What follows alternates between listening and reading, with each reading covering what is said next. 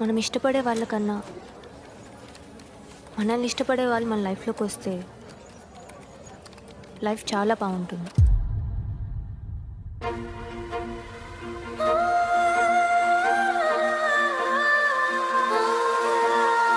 చుట్టూ చీకటి